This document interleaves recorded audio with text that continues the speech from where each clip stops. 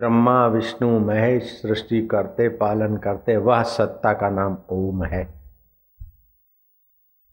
बोलते अखंड मंडलाकारम व्याप्तम ये न चराचरम तत्पदम दर्शितम ये न तस्मै से गुरुवे नमः। गुरु का मतलब गुरु कैसा? कान फूंक दे वो पंथाई हो सकता है। कन्या मन्या कुर्र, तुम हमारी चेली हम तुम्हारे गुर्र, दक्षिणा दर, तू चाहे तर चाहे मर। ऐसों को गुरु नहीं बोलते हैं। भला बांधूं बला बांधूं भूत बांधूं प्रेत बांधूं, अथवा पाठ करते लोग हद कर देते। रात को 3 बजे पाठ का माइक में शोर। अरे इतना तो ख्याल करो, दूसरे कोई सोए होंगे, दिन भर बेचारे काम करते, पाठ करना है, रात को 3 बजे कोई पाठ माइक में किया जाता है। नारायण, हम 3 बजे जगे थे, बड़ा शोर से आवाज आ रहा था, आसपास में कहीं कोई पाठ करते होंगे। ये भी कोई रीत होती है? अपने व्यवहार से दूसरे को विघ्न न हो, ये पहला धर्म है। दूसरे चाहे उनकी नींद खराब हो और हम चिल्लाते रहेंगे, आप अधर्म कर रहे हैं। आत्म प्रतिकूलानि परेशान न समाचरेत। जिससे आप दूसरे को दुख देने का व्यवहार आपके द्वारा नहीं होना चाहिए। नारायण हरि नारायण हरि। कोई जप करता होगा, ध्यान करता होगा अपने ढंग से, जरूरी थोड़ी कि तुम चिल्लाते रहो पाठ उसके साथ ही वो उसकी भक्ति चले। अपने अपने ढंग की भक्ति सब करते। जो शाम के टाइम माइकों पे लेके आए पाठ का चिल्लाहट करते हैं, वो कितना भी पाठी पाठ करे उन्हें रब नहीं मिल सकता। बिल्कुल पक्की बात। दूसरों का ख्याल करे बिना आप शोर मचाते रहे, आपको रब प्राप्ति नहीं होगी। बिल्कुल पक्की बात है। बोलते हैं अखंड मंडलाकार व्याप्तम ये न चराचरम तत्पदम दर्शितम ये न तस्मै से गुरुवे नमः। कोई पाठी को गुरु नहीं मान रहे, यहां कान फूंकने वाले को गुरु नहीं मान रहे हैं। जो अखंड मंडलाकार है और व्याप्तम ये न चराचरम, चर और अचर में, चलने फिरने जीव जंतुओं में और अचल पेड़ पौधे और वृक्षों में और पहाड़ों में भी जिसकी सत्ता व्याप्त है, ऐसे परब्रह्म परमात्मा का जो ज्ञान देते हैं, ऐसे गुरु को मेरा नमस्कार है।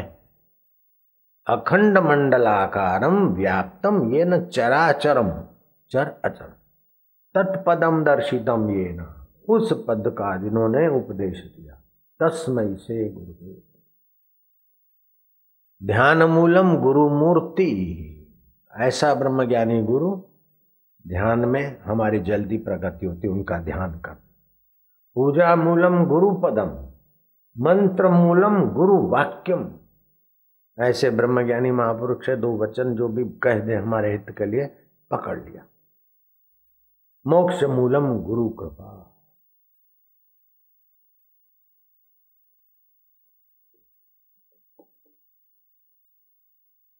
एक सेठ ने अपना काम धंधा बच्चों के हवाले करके आश्रम में आने लगा, रहने लगा। उसके बेटे चिल्लाने लगे कि बाबा जब से तुम आश्रम में गए तब से हमारा धंधा चौपट हो गया। तो सेठ जरा उदास था।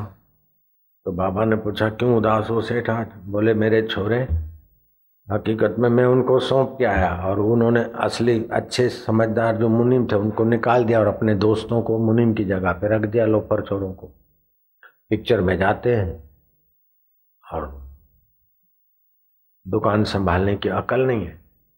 तो जरा दिवाले की नौबत आ गई और बोलते पिताजी जब से तुम गए हो तभी से धंधा चौपट हो गया है, दिवाला हो रहा है, मैं इसलिए उदास हूं। बाबा ने बुलाया छोरों को, बोले क्या तुम्हारा बाप अच्छे रास्ते गया तभी दिवाला आ रहा है कि तुम्हारी लापरवाही से दिवाला आ रहा है? बड़ा समझाया तो वो ऐसा है ऐसा है। अरे बोले क्या साले डे डे कर रहे हो, लो ये माला जाओ जप करो ठीक हो जाएगा। बोले बाबा कौन सा जप करे? बोले जाओ डे डे डे जपा करना। अब डे डे कोई लक्ष्मी प्राप्ति का मंत्र नहीं है, लेकिन आ गई मौज अखंड मंडलाकारम वाले ब्रह्म ज्ञानी की, दो डे जपना और माला लेके डे तुम नहीं करना आप लोग डे मत जपना। वो तो संत ने मौज में आके उनको कहा के जाओ हो जाएगा। तो डेंडे का महत्व तब हुआ कि जब महापुरुष कहते। ऐसे मेरे गुरुदेव थे लीलाशाह भगवान। तो आगरा में कोई आया और उसने अपना दुखड़ा रोया, बूढ़ा था, दिखता नहीं है, मैं गरीब हूं, ऐसा हूं, ऑपरेशन में भी क्या पता क्या हो। बापू ने क्या सिर खपता है, जा वो आंकड़ा है ना, आंकड़े का पत्ता तोड़ के उसका दूध निकले आंखों में डाल दे, ठीक हो जाएगा। अब वो तो ऐसे ही है, कोई भी डाले तो अंधा हो जाए, वो तो पहले आधा अंधा था। हाँ उसने जाके वो पत्ता तोड़ा और डाला आंख में और आंख अप टू डेट हो गई। देखा अब तो यार बिना चश्मे के भी दिखता है, देखो बढ़िया। खुशी खुशी में गया दुकान पे और मिठाई ली और बोले ले प्रसाद। बोले काय का प्रसाद? बोले यार मेरी आंखें दिन को भी ठीक नहीं देखती थी, रात को तो बिल्कुल धक्के खाता था, अभी देखो बढ़िया हो गई है ना, बढ़िया। ये देख कितनी अच्छी हो गई। तो बोले यार कौन सी दवाई लगाई? मेरे को भी ऐसी तकलीफ है। बोले वो आंकड़े के पत्ते हैं ना, वो तोड़ के मैंने उनका दूध डाला, लीलाशाह बापू ने बोला था। वो दुकान वाला गया और वो दूध डाला तो अंधा हो गया। आंकड़ा वही का वही, रोग वही का वही। तो इसमें जो ब्रह्मज्ञानी अपने वीटो पावर से बोल देते, उसमें प्रकृति अपने नियम को उनके अनुरूप कर देती है। सारी दुनिया दो चीजों की है, एक प्रकृति, एक पुरुष, परमात्मा और उसकी माया। तो जब आप परमात्मा के साथ एकाकार होते हैं, जैसे राजा से आप एक हो गए तो राजा की मिशनरी आपके फेवर का ही करेंगे, और राजा से आप विरुद्ध हो गए तो ऑफिसर भी आपसे जरा अलग व्यवहार करेंगे। ऐसे राजाओं का राजा है परमात्मा और उसकी आह्लादनी शक्ति है माया। माया से ही शरीर बना, माया का ही मन, माया की बुद्धि, माया का व्यवहार, सारा जो बदलता वो सब माया का, और जो बदलाहट को देखता है वो परमात्मा है। दोनों आपके साथ है। दुख आया माया, दुख बदल गया, उसको देखने वाला अभी भी है, वो आत्मा। बीमारी आई माया, बीमारी में कर रहा था मन, तो तन बीमार था और मन दुखी था, उस दोनों को देखने वाला अभी वही का वही है। तो उस परमेश्वर में विश्रांति पाना ये बहुत बड़ी ऊंची साधना है, सरल साधना है, और सब कोई कर सकते। सभी व्यक्ति एक जैसा काम नहीं कर सकते, सभी जैसा एक व्यक्ति एक साधन नहीं कर सकते। जैसे मोहम्मद को जिस साधन से मिला, इस्लाम में कई लोग मोहम्मद के पीछे लगू हैं लेकिन दूसरा मोहम्मद नहीं देखेंगे। जीसस के पीछे कई ईसाई हुए लेकिन दूसरा जीसस नहीं देखा। बुद्ध के पीछे कई बुद्धिज्म हुए लेकिन दूसरा बुद्ध हमने नहीं देखा। ठीक बात है ना? तो करने में सब व्यक्ति अलग अलग योग्यता वाले हैं,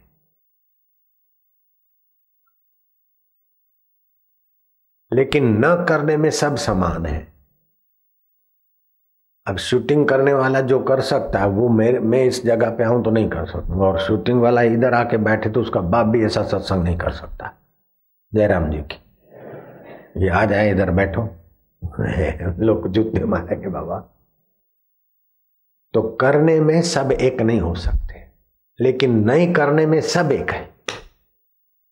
रात को नींद में चले जाते, कुछ नहीं करते तो नींद में सब एक हो जाते, चाहे महल में नींद करता हो, चाहे फुटपाथ, चाहे पठित हो, चाहे अनपढ़, न करने में सब एक है। तो धन का बल होता है, जन का बल होता है, तन का बल होता है, पद का बल होता है, विद्या का बल होता है। इन सब से बड़ा बल है आत्मबल। मनोबल से भी बड़ा आत्मबल। हाथी में शरीर का बल होता है, लेकिन सिंह में मनोबल है तो सिंह अकेला हाथी को मार भगाता और चीर डालता। तो तन बल से मनोबल बढ़ा हुआ। ऐसे मनोबल वाले शेर को सरगस का मास्टर अपने हुक्म में चलाता है, क्योंकि बुद्धि बल है।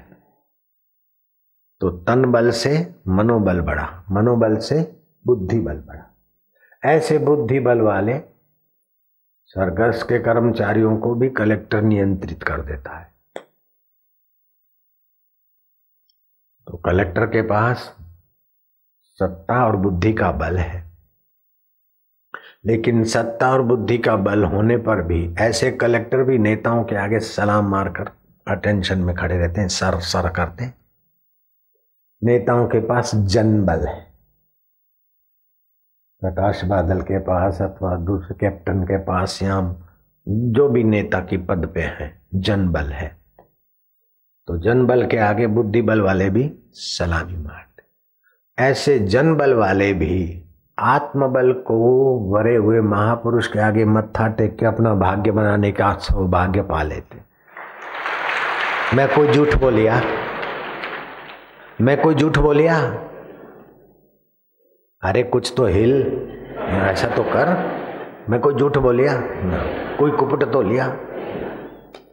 तो ये आत्मबल पाने के कई साधन लोग कर रहे हैं, लेकिन एक साधन ऐसा है कि कुछ न करना।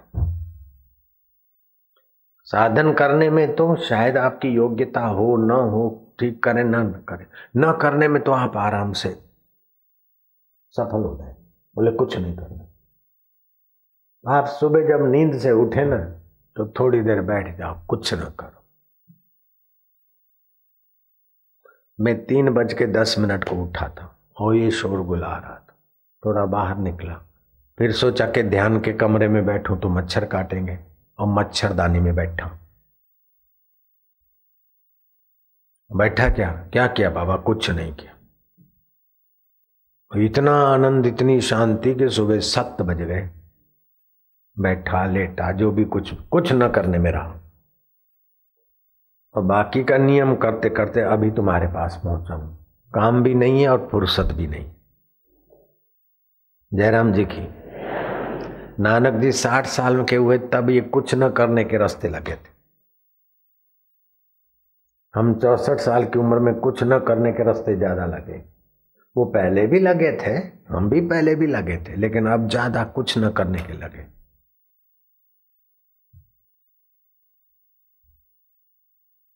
जन बल, धन बल, बुद्धि बल, इन सब से बड़ा बल है आत्मबल, और उस मौन से उसमें सफलता मिलती। मौन रखकर भगवान का जप करते करते शांत हो गए। भगवान नारायण भी 4-4 महीने कुछ न करने में खो जाते। बैसाख की एकादशी से लेकर देवजगी एकादशी तक भगवान नारायण भी कुछ न करने में समाधिस्थ हो जाते, लेट जाते। भगवान शंकर भी कुछ न करने में वर्षों के वर्षों समाधिस्थ हो जाते। तो लोग उनके नाम से ही लोटा पानी चढ़ाते और अपना मन पवित्र कर लेते हैं, पुण्य कमा लेते। तो कुछ न करना उसका मतलब ये नहीं कि आलस्य, उसका मतलब ये नहीं कि नींद, उसका ये मतलब नहीं कि मन की कल्पनाओं में खो गए। कुछ न करने की एक आनंददायी स्थिति होती है, वो सुबह सुबह सभी को मिल सकती। सुबह नींद में से उठे ना, तो पहली 5-10 सेकंड जो शांति और आनंद रहेगा वो कुछ न करने वाला है। बाद में ज्यादा टाइम गुजारोगे तो हो सकता है कि गड़बड़ में मन जाए। तो 5 मिनट नींद में से उठे, कुछ ना करा, फिर दातुन वातुन करके नहा धो के मैं प्रयोग सिखाऊं वो प्राणायाम आदि करके, जिससे नींद पर, आलस पर विजय आ जाए। श्वास लिया, घड़ियाल के सामने देखा, 1 मिनट तक रोका और अंदर में भगवान का नाम जपा। फिर श्वास छोड़ दिया और 40 सेकंड तक श्वास बाहर ही रहा। इससे नाड़ियों की तो शुद्धि होगी, आलस्य भी जाएगा और कुछ न करने में आप उस साधना में सफल हो जाए। तो श्वास लिया, उस समय पेट अंदर रखा, ठोडी को छाती के तरफ, और शौच जाने की इंद्री को, योनि मुद्रा को सकोड़ के रखा। जब श्वास बाहर छोड़ा तब भी ये किया। 3 बार श्वास, एक बार श्वास अंदर लिया, अभी करो, चलो। ठोडी को छाती के तरफ, पेट को अंदर, योनि मुद्रा सकोड़ के श्वास रोक के रखो। इससे नाड़ी शुद्ध होगी, मन शुद्ध होगा, बुद्धि शुद्ध होगा और कुछ न करने में आप प्रवेश पा लेंगे। 15 सेकंड तो हो गया। घंटों भर की तुम्हारी तपस्या है, तो मैं ऐसा साधन बता दूं कि तुम थोड़ी सी मेहनत से संसार के दुख सुख के गोतों से अप्रभावित हो जाओ और मृत्यु के बाप की भी दाल न गले कि तुम्हें डरा दे। मौत आएगी तो शरीर की आएगी, अनित्य की मौत होगी, नित्य मुझ आत्मा की मौत होने वाली नहीं। 35 सेकंड हो गए, शाबाश, रोके रखना, थोड़ी हिम्मत बढ़ानी पड़ेगी। 1 मिनट तक श्वास रोके रखने की भी हिम्मत चाहिए। 50 सेकंड हो रहे हैं बेटे, ये 55 हो गए, चलो श्वास छोड़ दो।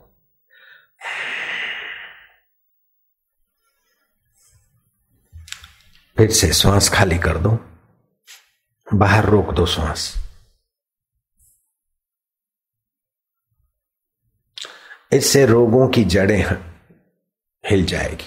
कोई भी रोग हो, रोग, पाप और चिंता की जड़ें उखड़ेगी, उसके वे उस श्वास के द्वारा धीरे धीरे बाहर निकल जाएंगे, जठरा के द्वारा स्वाह हो जाएंगे।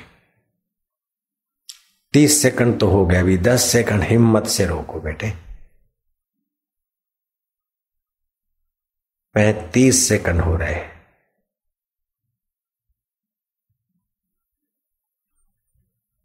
ये 40 हो गए। लो श्वास, लो, छोड़ो। अब लेने के लिए, भरने के लिए लो। होठ ऐसे करो ताकि दोनों नथुनों से श्वास आए। लो लो लो, नाभि तक को भर दो, पेड़ों को भी श्वास से रोके रखना।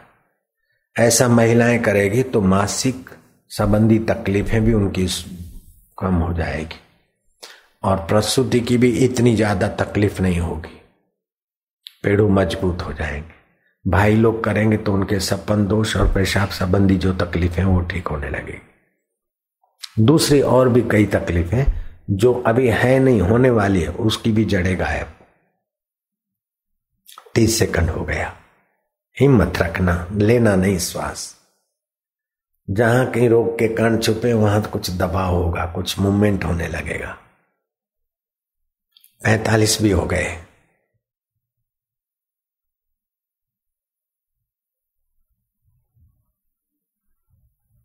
पचपन हो रहे, 60 सेकंड तक पहुंच गए, शाबाश है। अब छोड़ो श्वास, लो, छोड़ो, नॉर्मल। अब फिर से छोड़ना शुरू करो, श्वास छोड़ दो।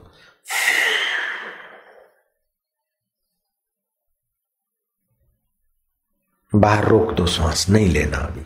पेट अंदर, ठोडी छाती के तरफ, योनि मुद्रा संकोच।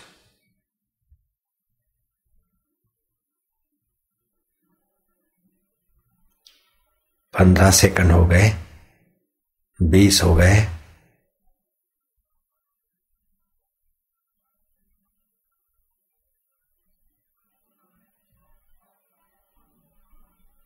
पैंतीस हो गए, रोक के रखना बेटे। 40, शाबाश। ऐसे करते करते 1 मिनट तक श्वास बाहर रोक सकते हैं और 1.5 मिनट तक अंदर रोक सकते हैं, लेकिन शुरू शुरू में करोगे तो खतरा है। धीरे धीरे बढ़ाना, महीने 2 महीने 3 महीने के बाद। फिर अभी जो तुम हो वैसे नहीं रहोगे, बिल्कुल गारंटी।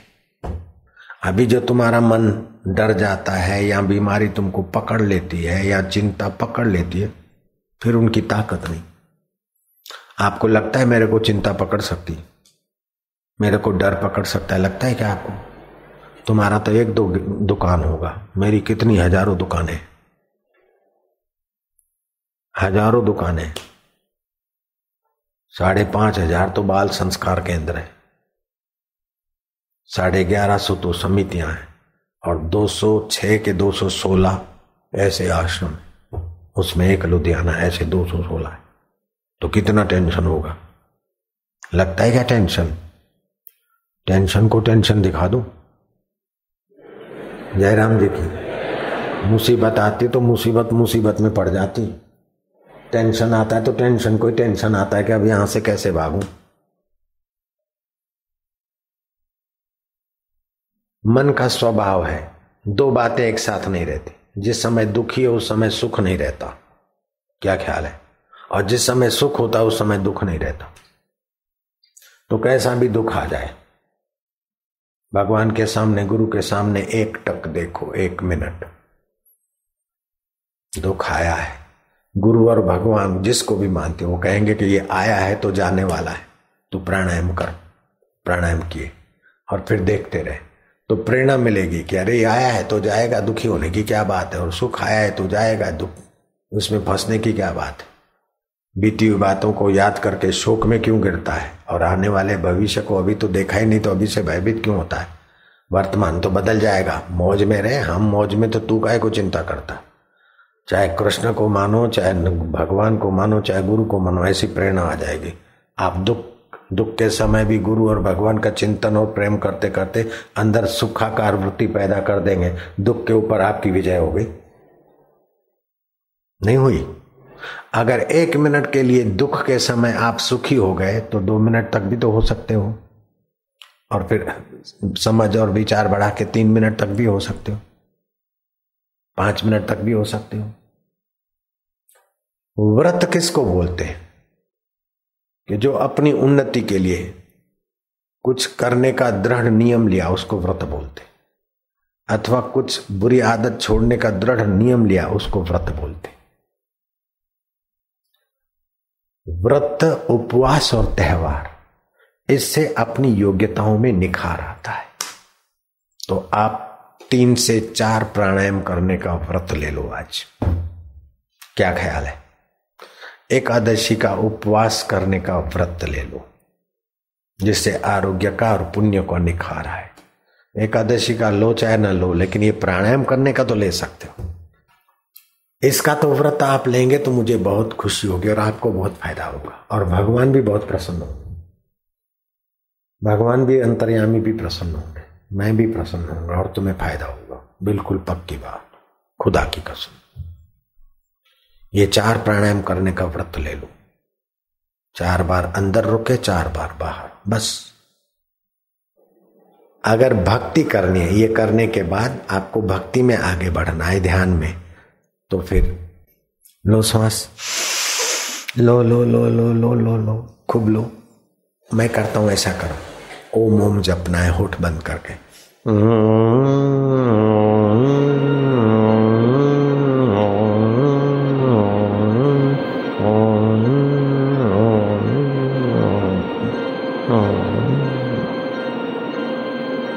ये 1 बार हो गया, बस 1 बार और करना है, फिर भक्ति में बरकत आएगी। कुछ न करने बैठोगे उसमें भी बरकत आएगी। क्या क्या होता है इस पर 1 घंटा लग जाएगा, समझाऊंगा तो। 10 अरब न्यूरॉन्स हैं तुम्हारे मस्तक में, दोनों मस्तकों, उनके बीच एक खाई है। बड़े मस्तक में और छोटे मस्तक के बीच में एक खाई। ये करने से खाई कम करने का कार्यक्रम चालू हो जाएगा। एक एक न्यूरॉन्स एक एक ग्रह नक्षत्र को नियंत्रित कर सकता है, इतना पावर वाला है। विश्वामित्र ने किया था, और उन्होंने इतना संकल्प बल से त्रिशंकु गिर रहे थे स्वर्ग से, तत्रैव तिष्ठ, वहीं रोक दिया था ऑर्डर मात्र से। ब्रह्मा जी ने ये तपस्या के बल से गेहूं बनाया, गेहूं बनाया, चावल बनाए, जौ बनाए, वृक्ष बनाए, मनुष्य बनाए। लेकिन विश्वामित्र भी ये न्यूरॉन्स विकसित करके तपस्या बाजरी बनाई। विश्वामित्र पहले राजा थे, विलासी राजा थे, लेकिन लग गए इस तरफ तो इतने महान हो गए कि राम और लक्ष्मण उनकी चंपी करते, भगवान खुद उनके चरण चंपी कर रहे विश्वामित्र की। इतनी महानता छुपी है सब में। तो विश्वामित्र ने मकाई विश्वामित्र ने बनाई, बाजरी विश्वामित्र ने बनाई, ज्वार विश्वामित्र ने बनाई। ऐसे ही दूसरे एक ऋषि हो गए, कर्दम ऋषि। उन्होंने भी अपना संकल्प से जहाज बनाया और जहाज में रहने की जगह अलग, सोने की अलग, रसोई घर अलग, आनंद प्रमोद विलास के वातावरण अलग, और ऐसे पक्षी बनाए कि ब्रह्मा जी के पक्षी आकर उस जहाज के पक्षियों से किलोल करते थे। कर्दम ऋषि ने बनाए और उनको 9 कन्या हुई, जहाज में ही रहते रहते लोकांतर में उनका जहाज विचरण कर सकता था। अरुंधति उनकी बेटी थी, राम के गुरु वशिष्ठ को बिहा दी। सती अनुसया उनकी बेटी थी, जिसके दत्तात्रेय पुत्र हुए। तो कितनी शक्ति हर मनुष्य में छुपी। लेकिन मनुष्य इस माया को सच्चा मानकर, दिखने वाले संसार को सच्चा मानकर, जिसकी सत्ता से दिखता है उससे विमुख होकर तुच्छ हो जाता है। पान मसाला तू सुख दे, दारू तू सुख दे, बीड़ी तू सुख दे, फिल्म तू सुख दे, तो यहां क्या अंधेर है क्या? आप अगर खिन्न हो तो फिल्म भी क्या सुख देगी, और आप अगर प्रसन्न हो तो फिल्म की क्या जरूरत है? तो अपनी फिल्म देख अंदर की। घर विच आनंद रहा भरपूर, मनमुख स्वाद न पाया। ये प्राणायाम करके आप अंदर के स्वाद में प्रवेश पा सकते हैं। नारायण नारायण नारायण। 2 बार ऐसा करना है। एक बार किया ना, दूसरी बार करो। लो श्वास, श्वास लो लो और लो। उन न्यूरॉन्स को चेतना बढ़ाने का अवसर दो।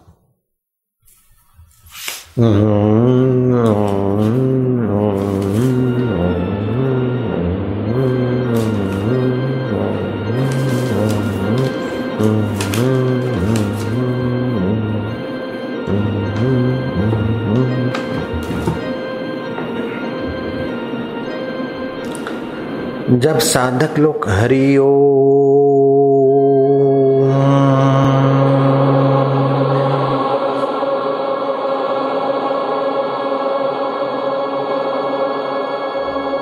तो इससे क्या होता है समझ लेना। जो ओमकार का ओ का करते हैं तो मानसिक शक्तियों का विकास होता है और मन शांत होने में मदद मिलती है। जब खाली ओ बोलते तो, जब ह मिलाकर बोलते हैं हरि ओ,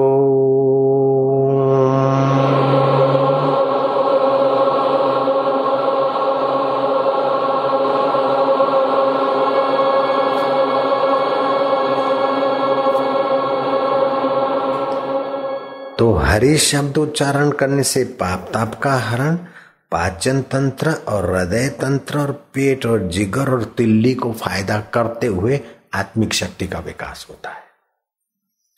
जब आप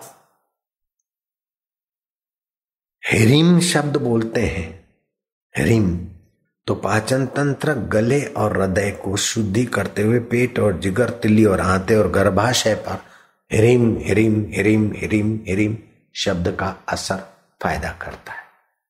ऐसे ही जिसको जोड़ों का दर्द होता है या वायु की तकलीफ है, बुढ़ापे में हो जाती है, तो एक उपाय है कि 2-3 ग्राम मेथी, राई और मेथी होती है ना, मेथी भिगा के रखे रात को, सुबह जरा सा गुनगुना करके पानी के साथ फाक ले, भीगी हुई मेथी, फिर सुबह भिगो दे, शाम को फाके, लेकिन गर्म न पड़े तब तक फाके, तो जोड़ों के दर्द में आराम होता है।